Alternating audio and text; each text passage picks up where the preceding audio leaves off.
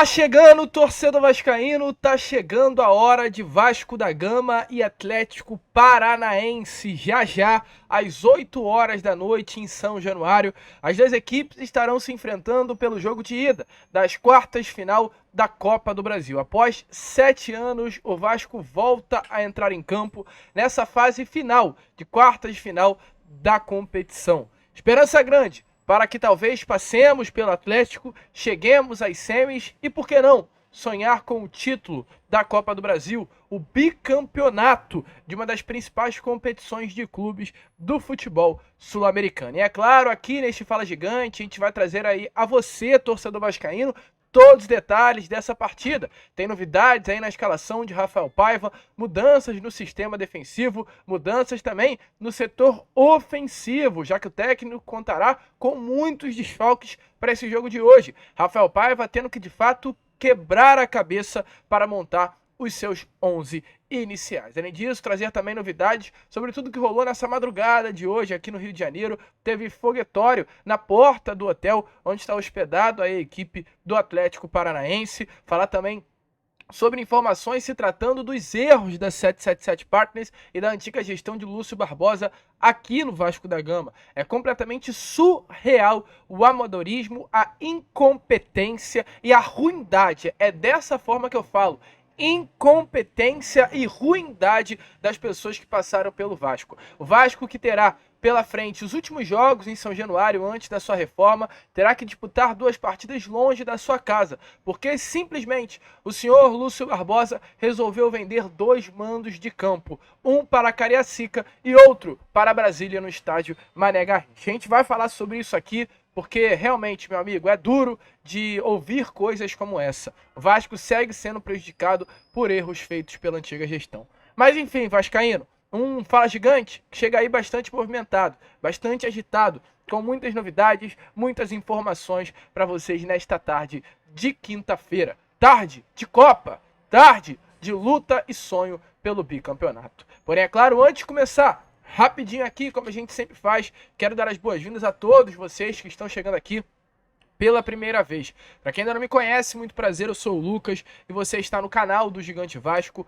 o canal do torcedor vascaíno. E é claro, né, Vascão, você que está aí do outro lado e ainda não é um inscrito do nosso canal, vem agora mesmo aqui embaixo, onde tem essa palavrinha, inscreva-se, aperte nela e já faça parte da nossa família. Nós contamos muito com o apoio e a presença de todos vocês aqui no nosso canal. E como a gente vem comentando, você aí que está aqui e está chegando, né, pela primeira vez, aguarde, segura, assista ao vídeo, vá até o final. Caso curta, aí eu vou te pedir a sua inscrição, mas isso eu vou deixar lá pro final do vídeo. Assista o vídeo com tranquilidade. Porém, você que já está aqui diariamente, você que já curte o nosso vídeo, você que já vem aqui todos os dias para acompanhar as notícias do Vasco através do nosso canal e ainda não é inscrito, tu tá errado, parceiro. Tu tá errado.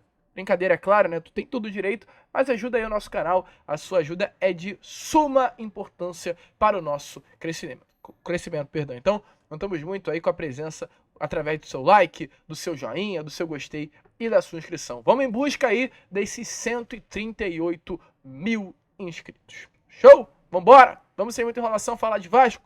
Começar aqui falando exatamente nesse sentido, falando das cagadas feitas pela gestão de Lúcio Barbosa no Vasco da Gama, a gestão da 777 Partners, né? Porque o que terá que acontecer, meu amigo? O Vasco da Gama, que já está confirmada, passará por uma reforma em breve. Não sei se vocês sabem, acredito que todos aí que torcem para o nosso Gigante da Colina têm essa total noção. O Vasco passará por uma reforma, o martelo já foi batido. Estaremos no último ano vivenciando esse atual São Januário, porque um novo será feito a partir do ano que vem. Ou seja, estamos entrando, né, inclusive, numa contagem regressiva para esse São Januário atual. Temos que aproveitar. São Januário que você vê hoje não existirá mais. A partir do ano que vem, tudo será colocado abaixo e um novo São Januário estará sendo construído. O Vasco tem esse jogo das quartas, ainda para disputar nesse ano, caso passe para as semis e para a final, serão mais 2 jogos aí. Mas de Campeonato Brasileiro, o Vasco ainda tem pela frente um Vasco e Palmeiras, Vasco e Juventude, Vasco e Bahia, Vasco e Internacional, Vasco e Atlético Goianiense, Vasco e Atlético Mineiro, e um jogo atrasado entre Vasco e Cuiabá. Então o Vasco tem pela frente, contando esse jogo da Copa do Brasil, de certo, mais 9 jogos de São Januário. Esse São Januário atual só tem mais 9 jogos para serem disputados nele. E o que a gestão de Lúcio Barbosa fez? Ela vendeu 2 mandos de campo do Vasco da Gama durante o Brasileirão. Ou seja, o Vasco terá que passar 2 jogos, desses 9 que eu citei a vocês aqui agora, para longe de São Januário, longe do Rio de Janeiro. Um em Brasília, no estádio Mané Garrincha, o local onde o Lúcio vendeu, e o outro para a Arena, no caso, perdão, para Cariacica, no estádio Kleber Andrade. Então o Vasco, de 8 jogos que tenha disputado o Brasileirão em São Januário, 2 terão que ser fora de São Januário, porque a gestão da 777 simplesmente quis vender o mando. Deixa eu falar para a 777 Partners. Esse papo de vender mando, com todo respeito, é papo para clube pequeno. Pequeno, porque não tem torcida para jogar no seu estado, não tem torcida grande, e talvez seja melhor vender o mando para arrecadar dinheiro. Esse talvez seja o pensamento da gestão do Lúcio, da gestão da 777. Sabe por quê? Quem imaginou que talvez o Vasco no segundo turno não iria estar bem, iria estar mal das pernas, não iria estar disputando nada, então vende o mando para a gente arrecadar uma graninha, a gente arrecada um dinheiro e coloca uma grana no bolso, já que não vai estar brigando por nada mesmo na temporada. Um pensamento pequeno, talvez, que vocês tinham. Aliás, pensamento pequeno vocês tinham, mas talvez vocês optaram por vender o mando exatamente por conta disso. Então é surreal pensar que o Vasco vendeu 2 mandos de campo, restando apenas 8 jogos de Brasileirão a serem disputados na sua casa, no seu São Januário, antes desse mesmo caldeirão ser colocado abaixo. E mais surreal que isso é pensar que o Vasco em São Januário não perde há 10 jogos. Após aquela derrota para o Criciúma, o Vasco não perdeu mais jogando em casa. São 10 jogos em São Januário sem perder, com 6 vitórias e 4 empates. Sendo esse empate para grandes equipes, como Fortaleza pela Copa do Brasil, como o Botafogo pelo Campeonato Brasileiro, o Red Bull Bragantino também pelo Brasileirão e o Cruzeiro pelo Brasileirão. Foram os únicos empates do Vasco contra boas equipes, bons times. A não ser o Red Bull Bragantino, que foi uma loucura ali aquele jogo. E 6 vitórias. O Vasco tá amassando jogando em casa. E essa gestão cagou ao fazer isso daí. Vender o mando. Está confirmado.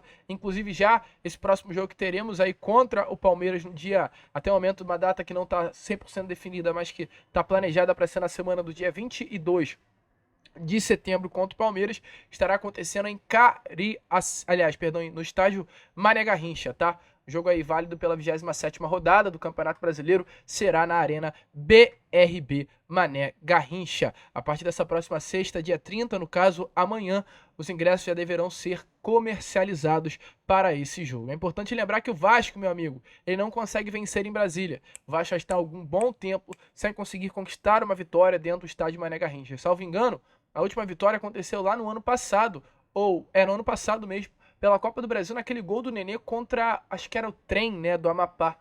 Ali foi a última vitória do Vasco jogando no Mané Garrincha, acho que foi 4-1. Mas nesse ano o Vasco enfrentou o Bangu no Mané Garrincha e não venceu, empatou pelo placar de 1-1. Então assim, o Vasco não consegue jogar no Mané Garrincha. Tô reclamando de você que mora em Brasília, isso deve ser muito legal para você saber que vai ter um jogo grande de Vasco e Palmeiras no estádio Mané Garrincha. Mas desculpe, torcedor brasiliense, vascaíno brasiliense, a casa do Vasco é aqui o Rio de Janeiro, é aqui São Januário.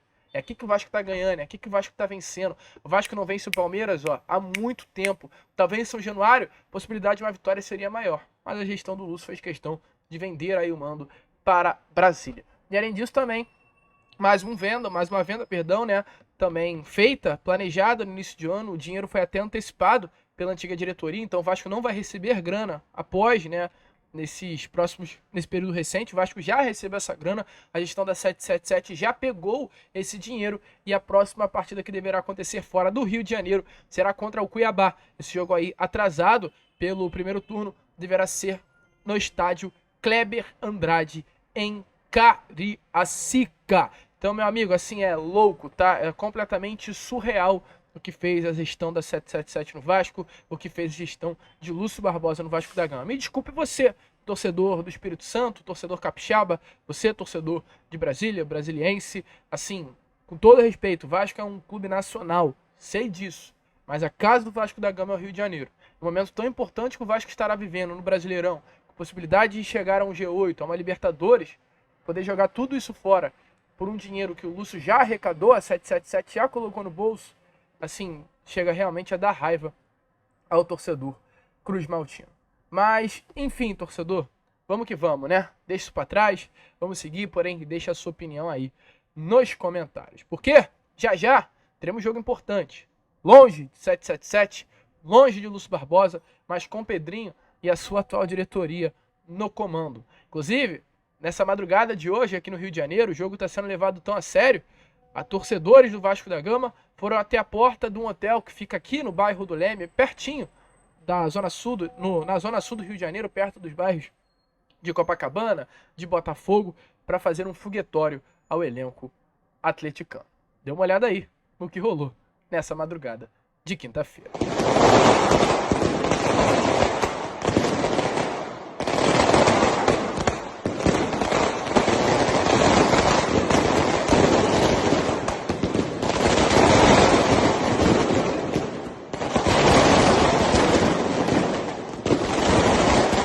Esse é o clima, torcedor vascaíno, esse é o clima para Vasco da Gama e Atlético Paranaense. Inclusive, aí, de acordo com informações da jornalista Monique Vilela, torcedor, aliás, o clube, a diretoria do Atlético Paranaense, ela pensando aí em uma forma de prevenção, contratou mais 2 seguranças aqui no Rio de Janeiro para ajudar a reforçar a delegação para esse jogo que estará acontecendo à noite contra o Vasco da Gama no nosso Caldeirão de São Januário. Além disso, também foi pedido pela diretoria do clube atleticano, ao comando, da Polícia Militar aqui do estado do Rio de Janeiro, um reforço na escolta. Então eles estão de fato com medo do Vasco e pode falar, caguei, todo respeito, eu caguei para o medo deles com relação à segurança do Vasco da Gama. A gente já ouviu falas preconceituosas aí por parte de jornalistas da CBN de Curitiba, dizendo que o Vasco era um clube barra pesada por ser da Zona Norte. Então assim, cara, se eles estão nesse intuito de que o Vasco é um clube perigoso, por ser um clube da Zona Norte, espero que eles continuem achando isso. Se isso for para dar medo a eles, que eles continuem achando, assim, perigoso. Se for para atrapalhar eles, que eles continuem achando isso.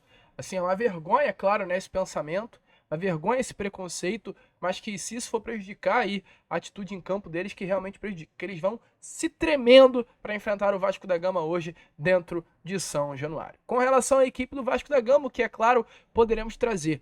Veremos algumas mudanças, em comparação com a equipe que enfrentou o mesmo Atlético Paranaense, mesmo São Januário, nessa última segunda-feira. A principal das mudanças, é claro, é principalmente no lado direito do campo. Por quê?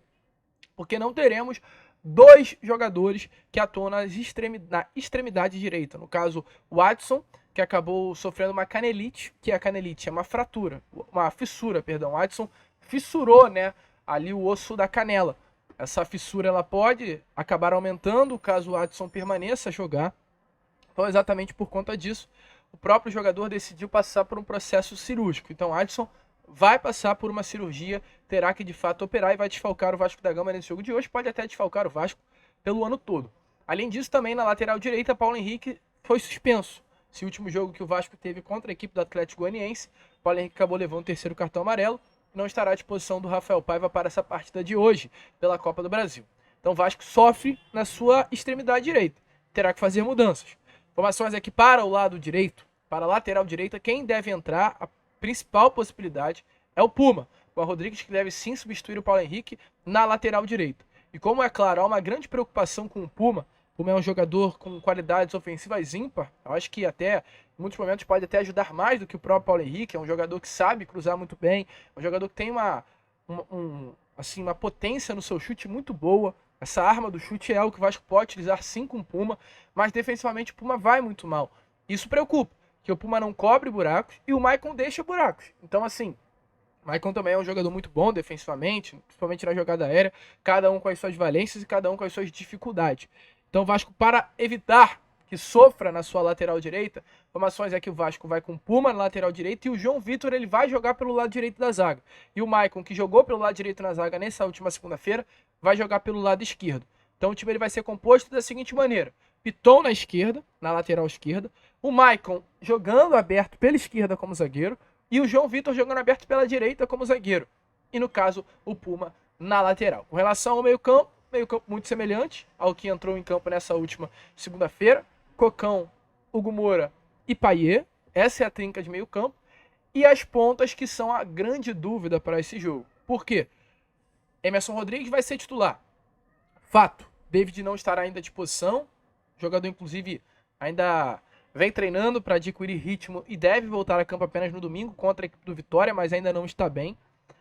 E além do David, que é um desfalque, o Watson será um outro desfalque, que foi titular na última segunda-feira. Então o Vasco tem que encontrar essa peça para jogar ao lado do Emerson Rodrigues nesse jogo de hoje.